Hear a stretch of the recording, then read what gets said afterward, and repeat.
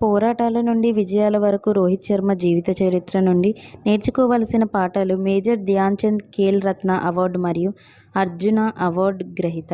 అప్పుడప్పుడు కుడిచేతి వాటం ఆఫ్ బ్రేక్ బౌలర్ మరియు సమర్థవంతమైన కుడిచేతి వాటం ఓపెనింగ్ బ్యాట్స్మన్ అయిన రోహిత్ శర్మ ప్రస్తుతం భారత జాతీయ జట్టుకు కెప్టెన్గా ఉన్నాడు.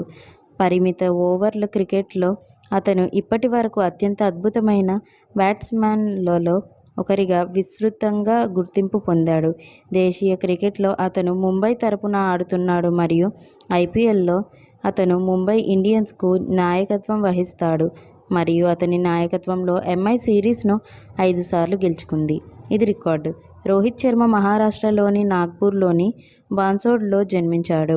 అతని జన్మదినం ఏప్రిల్ 30, 1987. అంటే అతను వృషభ రాశివాడు. అతని తల్లి పూర్ణిమా శర్మ ఆంధ్రప్రదేశ్కు చెందినది మరియు విశాఖపట్నంకు చెందినది. అతని తండ్రి గురునాథ్ శర్మ ప్రైవేట్ రంగంలో రవాణా సంస్థ స్టోర్ హౌస్కు కేర్ టేకర్గా ఉద్యోగం చేసేవారు. 1999లో రోహిత్ తన మామ డబ్బులతో ఒక క్రికెట్ క్యాంప్లో చేరాడు. ఆ క్యాంప్లో అతని కోచ్ దినేష్ లాడ్ అతని భవిష్యత్తును దృష్టిలో ఉంచుకొని తన స్కూల్ను మార్చమని అడిగాడు.